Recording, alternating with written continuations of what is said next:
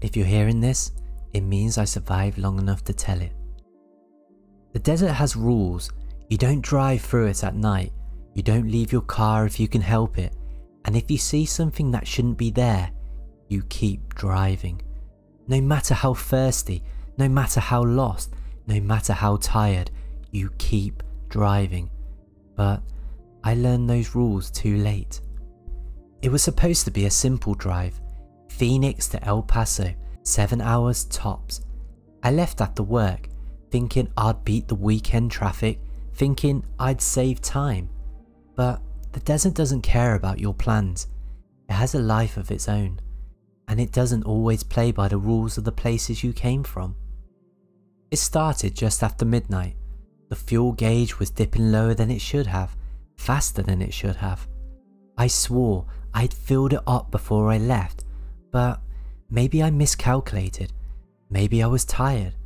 Maybe something else. The car spluttered once, twice, and then died. Right there, in the middle of the black ribbon of highway, surrounded by nothing but endless sand and scrub. No lights, no cell signal, no way to call for help. I sat there for a long time, trying not to panic. Then, in the distance, a miracle. Lights. A gas station, maybe a mile or two down the road, glowing faintly like a lighthouse through the heat haze. It was old, peeling paint, one busted pump, a flickering neon sign that said gas in broken letters. The windows were too dark to see inside. There was a single payphone bolted to the wall, hanging limply by its cord. But inside, there was a figure, a man behind the counter, standing perfectly still, watching me. I grabbed my wallet and I jogged towards the door. The air smelled strange. Not gasoline, not desert dust. Something sweet, something cloying, like meat left out too long. The door creaked open, a little bell chimed, high and sickly. The man behind the counter didn't move, didn't blink, just stared. Smile frozen on his lips. "Hey," I called, "my car's broken down, can I use your phone?" No response, not even a flicker of recognition, just that same smile, wide, empty, waiting. I took a cautious step inside. The air grew heavier, like stepping underwater. Every breath tasted wrong, too thick, too sweet. I glanced around. The shelves were dusty, stocked with items that shouldn't have been there. Cans of soup from brands I didn't recognize, magazines dated decades earlier. Candy bars with slogans written in a language I couldn't understand. Even the clocks, 3 of them above the counter, they weren't moving. All stuck at 2:17 AM, all ticking, silently. The man behind the counter finally moved. Just one slow tilt of the head, and I realized something awful. He wasn't breathing. His chest wasn't moving. He wasn't alive, or at least, not alive in any way that mattered. I backed towards the door. The floor creaked under my boots, groaning like it was staining under my weight, and in the convex mirror hanging above the counter, I saw them. Figures, crawling down the walls, long arms, no faces, just slits where their mouths should have been. I bolted. I ran faster than I ever have. Back to my dead car. I jammed the keys in the ignition, praying. The engine coughed, caught, and then roared to life. When I looked back, the gas station was gone. No lights, no building, nothing but endless empty desert under the moon. I drove. I didn't stop until sunrise. I didn't stop until I hit the next real town, a place where people blinked, who breathed, who existed. I filled up at a modern gas station. I tried to tell myself it had been a hallucination, heat stroke, fatigue, anything. But that night, when I checked my wallet, I found a receipt, yellowed, crisp, printed with the wrong date, 1962, and instead of my name, it simply said, Thank you for staying with us. See you again soon. If you're hearing this, it means I survived long enough to tell it. But sometimes, when I drive lonely highways at night, I catch a glimpse in my rearview mirror, a flicker of neon, a figure smiling behind glass, waiting. If you're hearing this, it means I survived long enough to tell it. There's a reason why they say never trust your GPS in the countryside. Out there, technology forgets you. It gets confused, and sometimes it leads you to places you were never meant to go. It was me, Josh and Liz, best friends since college. We were doing a stupid, impulsive road trip through the Appalachian backroads, chasing waterfalls, abandoned towns, whatever we could find to fill the dead space of our 20s. We were hours from the main highway when the rain started, sheets of it, so heavy it was like driving through a car wash at full blast. The main road was flooded, blocked by fallen trees. We pulled up the GPS, faster route available, 22 minutes saved. Josh tapped accept without thinking, and that's when everything changed. The new road wasn't paved, just packed dirt and gravel, barely wide enough for one car. It wound into the hills, swallowed by thick forest on either side. The deeper we went, the less we saw of the sky. Branches scraped the roof of the car like fingernails. The radio lost signal and phones lost service. At first, we laughed it off. We took videos, made stupid jokes about getting murdered by hillbillies. But after 20 minutes, the jokes stopped. The road wasn't ending. It wasn't connecting back to the highway. It was just looping. We passed the same landmarks over and over. A gnarled oak tree split down the middle like lightning had gutted it. A rusted out mailbox with no house nearby. An old billboard so faded you couldn't tell what it once advertised. Round and round, again and again, every 20 minutes, like clockwork. The third time we looped, we saw him, standing dead center in the road, tall, thin, wearing a grey hoodie soaked through the rain. He didn't move, didn't wave, just stood there, head bowed, arms limp at his sides. Josh slowed the car. "Should we stop?" he asked. Liz screamed. I turned to look at her, and when I looked back, the man was gone. No footprints, no splash where he should have been standing, just the endless, broken road stretching ahead. We kept driving. We didn't talk anymore. We didn't laugh, and the road started to change. The trees leaned closer, the sky darkened even though it wasn't sunset yet, and the forest started whispering, soft, barely audible over the rain, our names. First Liz, then Josh, then me, whispered like a lover, like a threat.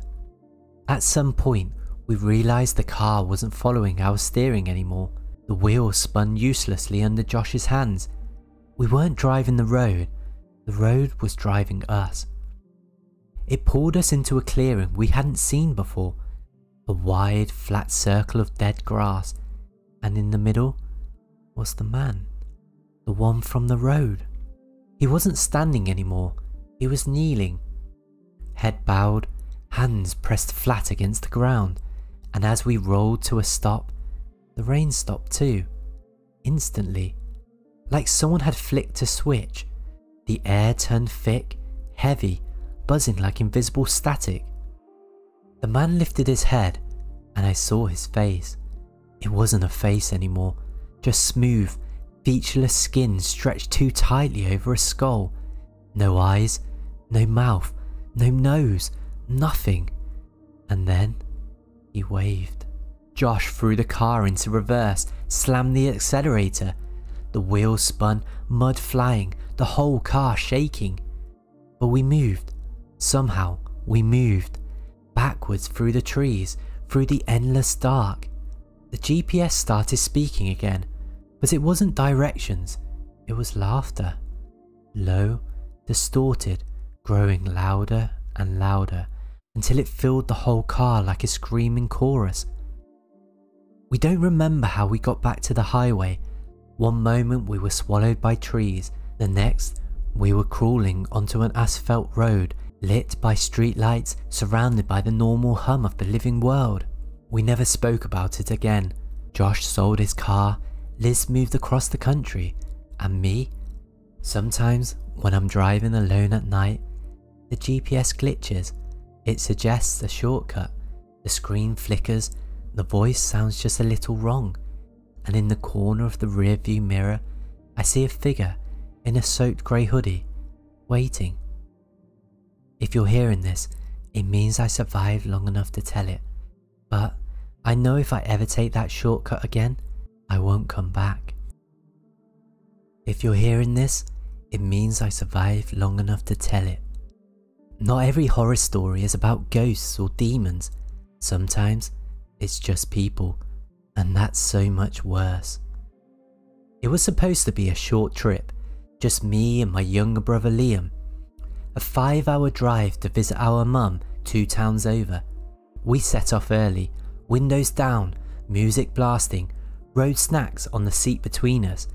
The kind of mindless, easy trip you don't think about twice. Until something happens that makes you realise how fragile the world really is. It started at the rest stop. We were 2 hours in when Liam said he needed the toilet. The only stop for miles was this crusty little service station, the kind that feels abandoned even when it's open. One single story building, vending machines, and bathrooms that smelled like bleach and mould. We pulled in. I stayed by the car, scrolling on my phone while Liam ran inside. The place was dead. No cars, no people, no lights except one flickering overhead lamp buzzing with dying insects. Liam came back 5 minutes later, a little paler than usual. He didn't say anything, just slid into the seat and slammed the door. I chalked it up to a rough toilet experience and I didn't ask. We just pulled back onto the highway. About 20 minutes in, I heard it. A scratching, soft, rhythmic, coming from the back of the car. I glanced over my shoulder. Nothing there, just our bags sliding around in the boot. I told myself it was probably just loose stuff moving with the bumps, but the sound didn't stop, and Liam was staring dead ahead, gripping the sides of his seat so hard his knuckles turned white. "Are you alright, mate?" I asked. He nodded.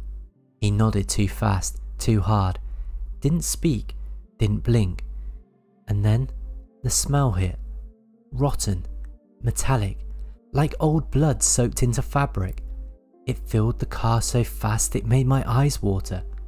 And beneath the stink, another scent. Sweat. And something else. Something animal. I pulled over onto the shoulder. I threw open the doors. We stumbled out, gagging. And that's when I noticed it. The boot. It was slightly ajar. Not much, just a crack. Like someone had tried to close it without making a sound. I looked at Liam. He shook his head violently, mouthing, "Don't open it." But I had to know. I grabbed the crowbar from under the seat, approached the boot like it might bite me. I wedged the crowbar under the lid and pried it open. The hinges creaked, the door swung open, and inside, crouched among our bags, was a man. His skin was filthy, clothes shredded and stained, eyes wild and wide, pupils blown so big they looked black. He smiled at me, a huge toothy grin that never reached his eyes, and in his hand he clutched a hunting knife. I slammed the boot shut so hard the car rocked, threw myself back into the driver's seat. Liam was already inside, locking the doors. I floored it. The car roared onto the road. The boots thudded, thudded, thudded as the man inside tried to force it open from the inside, scratching, kicking, screaming. We drove for miles. We didn't stop until we hit a police checkpoint outside the town. I told the officers everything, blabbling over each other, pointing at the car, and when they opened the boot, it was empty. They never found him, never found fingerprints, no sign anyone had been there, just scratches gouged deep into the inside door, long, frantic marks where nails or a blade had scraped and torn at metal. We don't talk about it anymore, but sometimes, when I drive alone, I still hear it. That faint scratching, that soft breathing coming from the back seat. And sometimes, in the mirror, I see a smile that doesn't belong to me. If you're hearing this, it means I survived long enough to tell it. But if you ever stop at a rest stop late at night, check your car before you drive off. Not everything you bring with you is supposed to leave with you. If you're hearing this, it means I survived long enough to tell it. There's a long stretch of highway between Arizona and New Mexico. Locals call it the loneliest road. You can drive for hours without seeing another soul. No gas stations, no houses, no lights. Just the endless desert pressing in on either side. And if you break down out there, you're on your own. It was me and my girlfriend Sophie. We were doing a road trip across the southwest, one of those someday we'll look back and smile kind of trips. The sun had just set, that strange bleeding orange sinking below the horizon, leaving nothing but shadows and sky. The desert at night didn't feel empty, it feels watched. Every rock, every twisted cactus, everything just staring. We were about 3 hours out from the nearest town when we saw him, a figure on the side of the road, thumb up, head bowed, clothes dusty and torn, like he walked through half the desert to get there. Sophie said we should stop. I said no at first, but something about him, the way he stood, slumped like a dying animal, made me feel guilty. We pulled over. He didn't say anything when he got in, just nodded, slow and stiff, and slid into the back seat. Up close, he looked worse. Skin grey and cracked like old leather, eyes sunken deep into his skull. He carried nothing, no bag, no water, just himself, and the smell. It wasn't sweat or dirt, it was something else, something sweet and wrong, like rotten flowers left out in the sun too long. We drove in silence for a long time. The only sound was the soft whirl of the tyres on the tarmac. I tried to ask him where he was headed. No answer. I asked if he needed food, water, anything. Still, nothing. He just stared straight ahead, face blank, hands folded neatly in his lap. About an hour later, Sophie tried to break the tension. She turned on the radio, static. Every station, just endless, crackling static, like the air itself had stopped carrying music. Finally, one station came through, an old song, one I haven't heard in years. A slow, mournful voice singing about losing your way, about never getting home again. I glanced at Sophie. Her hands were white-knuckled on the dashboard. She whispered, "We should turn around." When I checked the rearview mirror, the hitchhiker was smiling. Little things started to change after that. The desert outside the window didn't look the same anymore. The stars overhead, they weren't the constellations I grew up with. The road signs were blank, just metal poles standing naked in the dark. And the clock on the dashboard, it kept flashing 3:33 AM over and over, no matter how much we drove, no matter how far. I tried to ask the hitchhiker again where he was going. This time, he turned his head, slowly, creaking like dry wood, and he said one word, "Home." The air grew colder, breath misted in the car, the dashboard's lights dimmed, and the road ahead, it wasn't paved anymore. It was dirt, rough, pitted, leading straight into the heart of nowhere. Sophie was crying now, soft, gasping sobs, begging for me to stop, to turn around, but the steering wheel wouldn't move. The car kept driving forward like it wasn't under my control anymore. And in the rearview mirror, the hitchhiker wasn't sitting there anymore. He was standing, bent over the front seats, face inches from mine. His mouth opening wider and wider until it wasn't a mouth anymore. It was just darkness, endless swallowing darkness. I slammed on the brakes, the car skidded, jolted, and when we stopped, Sophie and I scrambled out, gasping for air. We were back on the paved road, back under a normal starlit sky. No dirt path, no static on the radio, no hitchhiker. The back seat was empty. We didn't speak for a long time, not until we reached the next town hours later. A dusty little place with one diner, one gas station and a sheriff's office.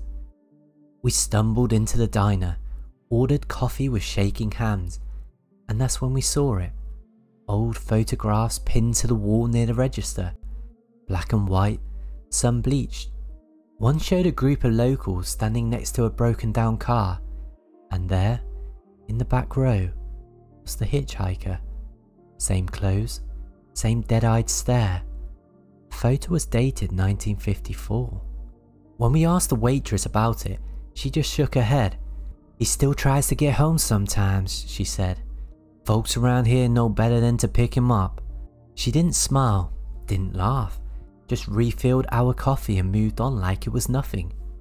If you're hearing this, it means I survived long enough to tell it. But sometimes, when I drive late at night, I still catch a glimpse in the mirror, a figure in the back seat, smiling, waiting.